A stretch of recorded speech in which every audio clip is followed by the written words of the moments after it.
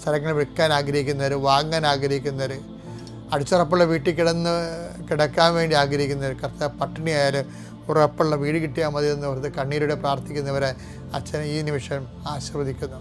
ഭവനം ലഭിക്കാൻ വേണ്ടിയുള്ള നിൻ്റെ ആശ്രയങ്ങൾ, നിൻ്റെ കുഞ്ഞുങ്ങളുമായിട്ട് സമാധാനത്തിൽ പൊറുക്കാൻ വേണ്ടിയുള്ള നിൻ്റെ ആഗ്രഹങ്ങൾ കർത്താവ് ആശീർവദിക്കട്ടെ.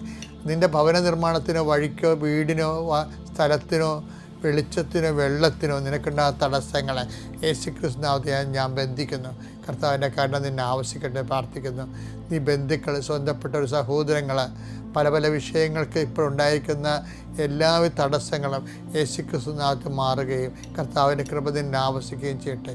എൻ്റെ കർത്താവിന് ഉന്നതമായ നാമത്തിൽ നീ ഇന്ന് തിരിച്ചു വരും. നിൻ്റെ എല്ലാ ഉദ്യമങ്ങളും ഉത്തരവാദിത്തം പൂർത്തിയാക്കിക്കൊണ്ട് രാത്രി നീ തിരിച്ചെത്തുന്നതുവരെ കർത്താവ് നിൻ്റെ കൂടെ നിൻ്റെ വലത്തും ഇടത്തും വീട്ടിലും വഴിയിലും ജലത്തിലും കരയിലും മുകളിലും ഹൃദയത്തിലും തിരിച്ച് കർത്താവിൻ്റെ ചൈതന്യം നിറഞ്ഞു നിൽക്കട്ടെ.